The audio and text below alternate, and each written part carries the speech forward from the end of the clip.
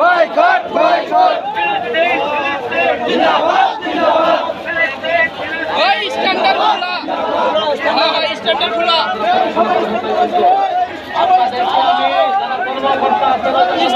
বাইরে তাদেরকে আমি অনুরোধ করে বলতেছি আপনারা সকলকে বের করে দেন সকলকে বের করে দেন হয়তো কিন্তু আমরা গার্মেন্টসের সামনে অবরোধ করবো কথা পাচ্ছেন কিনা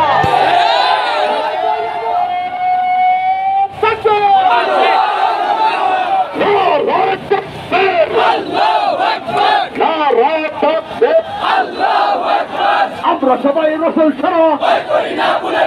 ভয় করি না বুলেট বোমা আমরা সবাই নদীর সেনা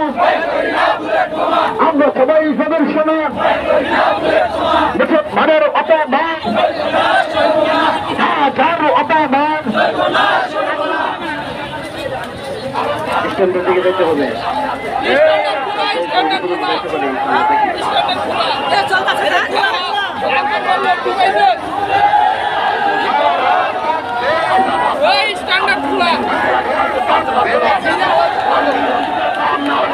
আমার মুসলমান ভাই বোন শিশুরা সেই রক্ত রক্ষায় তারা ইন্তেকাল করতেছে আর আপনি গার্মেন্টস সামনে ব্যবসা নিয়ে আসেন না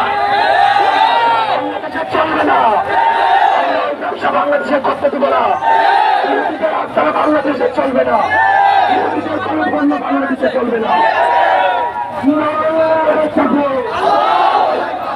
জিহাদ জিহাদ চাই জিহাদ করে বাঁচতে চাই জিহাদ করে বাঁচতে চাই জিহাদ জিহাদ জিহাদ চাই তুমি কে আমি কে ফিলিস্তিন ফিলিস্তিন ফিলিস্তিন ফিলিস্তিন তুমি কে আমি কে ফিলিস্তিন ফিলিস্তিন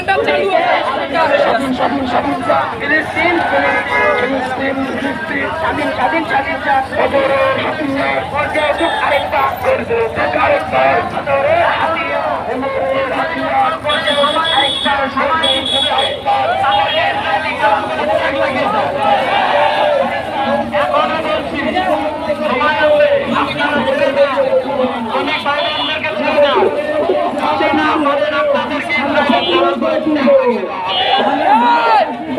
সারা বিশ্ব কাটিয়ে দিয়েছি আর যদি প্রয়োজন হয় আমরা রক্ত দিব জীবন দিব